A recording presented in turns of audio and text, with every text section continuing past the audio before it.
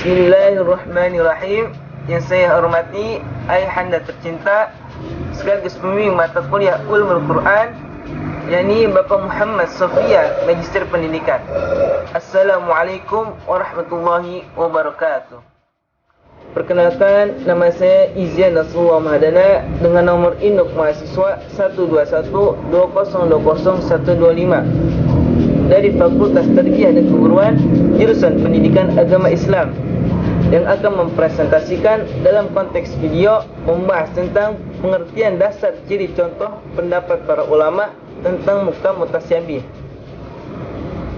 Baik, saya akan memperkenalkan materi kelompok 6. Yang pertama adalah Harisma Nur Hidayat dengan nomor induk mahasiswa 12120200129. Pemateri yang kedua, saya sendiri Izyan Nasrullah Mahadana dengan nomor induk mahasiswa 12120200125. Pemateri yang ketiga yaitu Leni Aulia dengan nomor induk mahasiswa 12120200135. Pemateri yang keempat yaitu Khadijah Rahma dengan nomor induk mahasiswa 121200128. Baik, untuk mempersingkat waktu, kami mempersembahkan presentasi kelompok 6. Selamat mendengarkan. Assalamualaikum warahmatullahi wabarakatuh. Perkenalkan, nama saya Karisma Pratama Nur Hidayat dengan NIM 12120200129. Yang mana di sini saya akan menjelaskan tentang etimologi dari ayat muhkam dan mutasyabih. Dapat diartikan dalam berbagai redaksi berdasarkan pendapat para ulama, baik secara mutaqaddimin maupun mutaakhirin. Di antaranya yaitu pendapat Al-Mawardi mengatakan bahwa ayat-ayat muhkam ialah ayat-ayat yang maknanya itu dapat dimengerti oleh akal. Misalnya bilangan rakaat pada sholat, kewajiban melaksanakan puasa di bulan Ramadan. Sedangkan ayat-ayat mutasyabih itu sebaliknya. Lalu ayat-ayat muhkam yaitu ayat-ayat yang maknanya bisa diketahui secara langsung tanpa perlu penakwilan lain. Sedangkan ayat-ayat mutasyabih diketahui maknanya setelah adanya penakwilan dari ayat-ayat lain.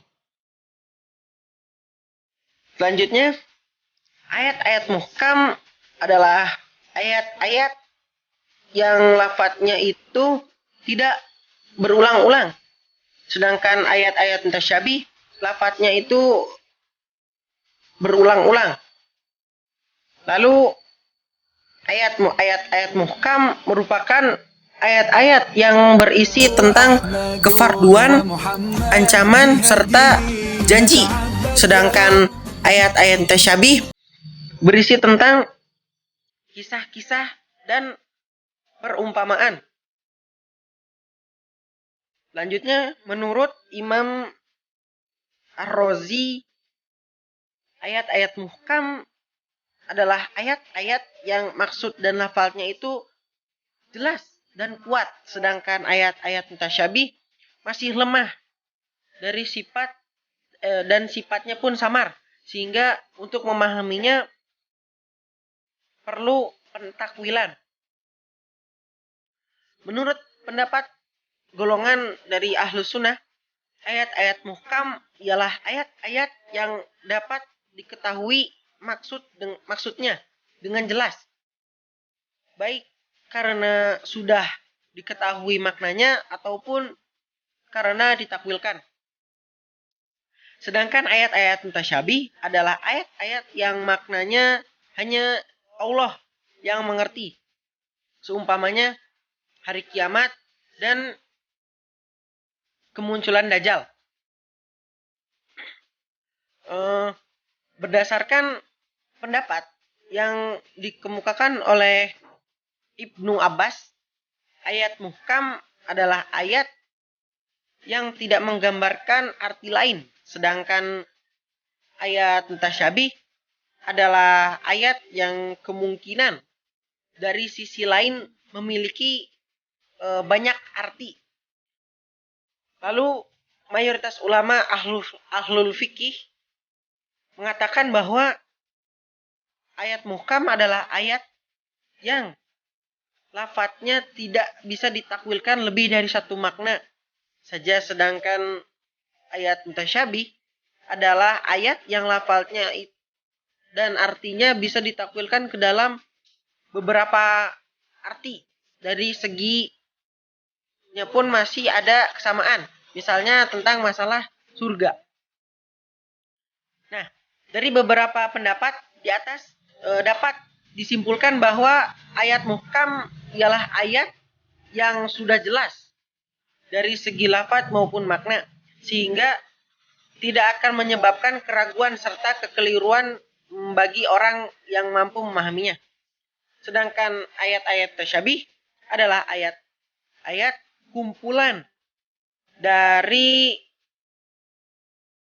ayat-ayat kumpulan Al-Quran yang maknanya itu masih belum jelas. Sebab ayat-ayat mutasyabih yang bersifat samar serta memerlukan penjelasan yang lebih dalam lagi. Mungkin cukup sekian dari saya. Wabillahi taufik wal hidayah. Assalamualaikum warahmatullahi wabarakatuh. Baik, saya akan melanjutkan, yaitu saya akan menjelaskan tentang dasar ayat muhkam wa mutasyabih. Nah, ayat muhkam itu diambil dari kata ikam yang menurut etimologi adalah kekukuhan, kesempurnaan atau kesamaan dan pencegahan. Sedangkan mutasyabih diambil dari kata tasyabuh. Nah, menurut etimologi ialah kesamaan yang sifatnya membawa kepada kesamaran pada dua hal. Para ulama akhirnya beberapa pendapat itu mengenai ta'wil di makna muhkam bermakna jelas dan mutasyabih bermakna tidak jelas. Untuk memastikan pengertiannya tidak ditemukan dalil yang pasti. Jadi yang termasuk dengan ayat-ayat muhkam merupakan ayat-ayat jelas maknanya serta lafadznya. Sudah jelas tuh ayat muhkam itu. Nah, yang disimpan untuk suatu makna yang kuat serta mudah dipahami. Jadi ayat muhkam itu yang kuat serta mudah dipahami. Nah, selanjutnya adapun ayat mutasyabih yaitu ayat-ayat yang bersifat samar atau tidak jelas yang memerlukan takwil dan sulit dipahami. Sebab ayat samar itu membutuhkan rincian. Berbeda dengan ayat muhkam yang sudah jelas dan terperinci maknanya, sehingga tidak memerlukan pembahasan karena maknanya sudah gampang dipahami. Hanya dengan membaca saja itu sudah dapat dipahami. Tetapi untuk memahami ayat-ayat mutasyabih perlu pembahasan agar jelas maknanya yang mendalam agar bisa kita mengetahui persoalannya bagaimana, seperti apa. Nah, kemudian kesamaan yang ada pada ayat mutasyabih kita tinggalkan serta perlukan permasalahan seperti yang dilakukan oleh orang-orang yang dalam hatinya terdapat kesamaan sesat. Nah, sebagian besar para ulama berpendapat itu berbeda-beda. Ayat mutasyabih tidak diketahui takwilnya. Mereka menyerahkan penafsirannya itu kepada Allah Subhanahu wa taala. Nah, keterbatasan serta ketidakmampuan manusia dalam memaknai ayat mutasyabih itu salah satu kenyataan yang dapat mengurangi keinginan kesombongan manusia itu sendiri. Nah, bahkan itu ada dalam surat Al-Baqarah ayat 32. Qul subhanaka la ilma lana illa ma 'allamtana innaka antal alimul hakim. Nah, ayat-ayat muskil. Nah, itu ayat-ayat muskil, yaitu ayat-ayat yang tidak mungkin dapat diketahui hakikat maknanya. Nah, yang berkaitan dengan sifat Allah. Misalkan lagi dalam surat Toha ayat 9, Ar-Rahmanu 'alal 'arsyil 'azim. Nah, para ulama itu berbeda pendapat dalam memaknai ayat mutasyabih yang saya sudah baca tersebut. Nah, yang pertama adalah mazhab salaf. Nah, itu mazhab salaf itu yang mengimani sifat-sifat mutasyabihat serta menyerahkan makna dan pengertiannya pada Allah Subhanahu wa taala. Serta itu yang kedua itu mazhab khalaf. yang memutuskan makna bagi lafaz-lafaz yang berdasarkan lahirnya tidak mungkin bagi Allah. Nah, itu tidak mungkin bagi Allah dengan pengertian yang layak bagi zat Allah. Cukup sekian dari saya penjelasannya. Baik, akan dilanjutkan dengan pemateri selanjutnya. Selanjutnya, ciri-ciri dari ayat muhkam dan ayat mutasyabih. Supaya kita bisa membedakan antara mana ayat muhkam dan mana ayat mutasyabih, maka kita harus mengetahui terlebih dahulu ciri-ciri dari ayat muhkam dan ayat mutasyabih.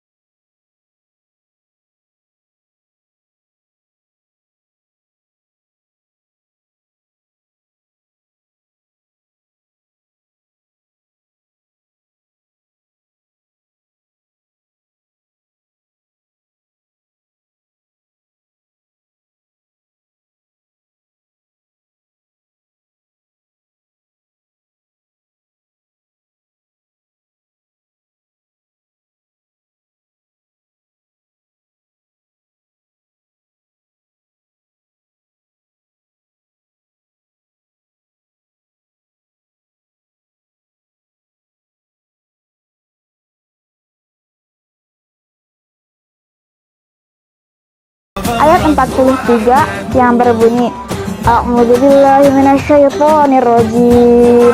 Bismillahirrahmanirrahim. Wa aqimus sholata wa atuz zakata wa raka'u ma'ar raki'in. Yang artinya, dan dirikanlah sholat, tunaikanlah zakat, dan rukuklah beserta orang-orang yang ruku. Nah, dalam surat Al-Baqarah ayat 43 tersebut dikatakan sebagai ayat muhkam. Kenapa? Karena ayat tersebut sudah jelas maknanya, yaitu merupakan perintah untuk melakukan sholat, membayar zakat. Quran surat Al-Baqarah ayat 43 tersebut dikategorikan sebagai ayat muhkam. Mengapa? Karena ayat tersebut sudah jelas maknanya dan mudah dipahami secara langsung tanpa diperlukan penafsiran lain, yaitu di mana makna dari ayat tersebut adalah sebagai perintah untuk melaksanakan sholat, membayar zakat, dan melaksanakan sholat berjamaah. Sikap ulama tentang ayat muhkam dan mutasyabihat. Ayat muhkam ada yang mengartikan bahwa ayat Al-Quran ini artinya sangatlah jelas, tidak ada kemungkinan arti lain, jadi artinya hanya satu saja. Contohnya seperti dalam surat Al-Baqarah ayat 275 yang berbunyi, "Dzalika bi'annahum qalu innamal bai'u mithlu riba wa halallahu al-bai'a wa harrama riba." Allah SWT dalam Al-Qur'annya berfirman bahwasanya orang-orang Quraisy berkata bahwa jual beli itu sama dengan riba, tapi Allah menjawab, "Wa halallahu al-bai'a wa harrama riba." Allah menghalalkan jual beli dan mengharamkan riba. Jadi artinya hanya satu. Tidak ada kemungkinan arti-arti lainnya. Sedangkan ayat mutasyabihat sebaliknya. Ayat Al-Quran ini memungkinkan ada arti lain, bisa 1 sampai 3 arti. Contohnya dalam masalah tayamum, seperti di surat Al-Maidah ayat 6. Pada ayat tersebut ada kalimat la mastumun nisa. Ayat ini memiliki kemungkinan 2 arti. Yang pertama artinya adalah menyentuh perempuan. Yang kedua artinya adalah berhubungan badan dengan perempuan. Sehingga para ulama berpendapat seperti ini. Pendapat yang pertama oleh Imam Syafi'i. Karena Imam Syafi'i mengambil arti yang pertama, maka menyentuh perempuan dapat membatalkan wudhu. Sedangkan pendapat Imam Hanafi mengambil arti yang kedua, yaitu berhubungan badan. Sehingga menurut Imam Hanafi, menyentuh perempuan itu tidaklah membatalkan wudhu. Sedangkan yang membatalkan wudhu adalah berhubungan badan dengan perempuan. Lalu ada juga pembahasan lain bahwa Muhammad di sini artinya adalah ayat-ayat Al-Quran yang dijadikan sumber hukum. Contohnya seperti di surat Al-Baqarah ayat 183 yang berbunyi, Ya ayyuhalladzina amanu kutiba alaikumus syamu kama kutiba alal ladzina min qablikum la'allakum tattaqun. Ayat ini dijadikan sebagai dalil wajibnya puasa Ramadan. Dan ayat mutasyabihat adalah ayat yang tidak diketahui artinya. Contohnya seperti ayat Al-Quran yang berbunyi Nun, Toha, Alif, Lam, Mim, Yasin. Itu tidak diketahui artinya dan tidak ada yang mengetahui artinya. Akan tetapi, ada ulama yang berpendapat.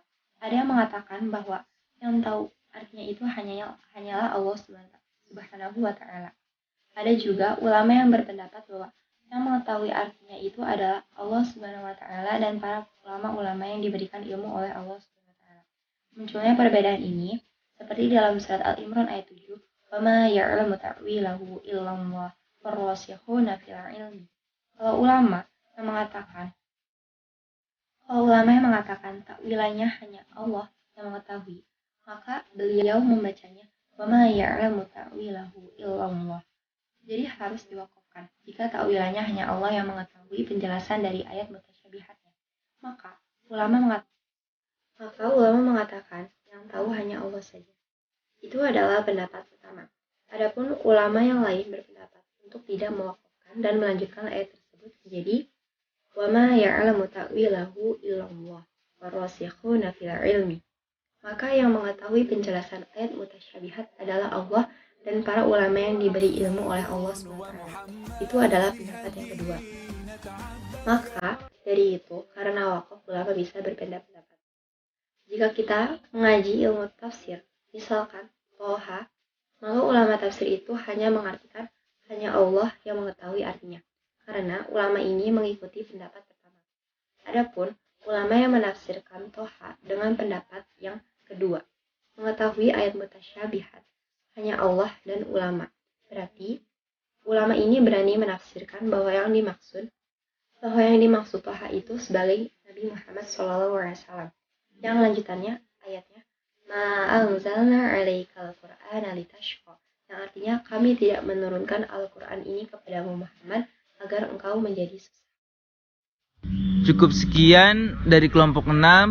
Mohon maaf bila ada kesalahan. Unzur man qala wala tanzur man qala. Janganlah engkau melihat siapa yang mengatakan, tapi lihat apa yang dikatakan. Wassalamualaikum warahmatullahi wabarakatuh.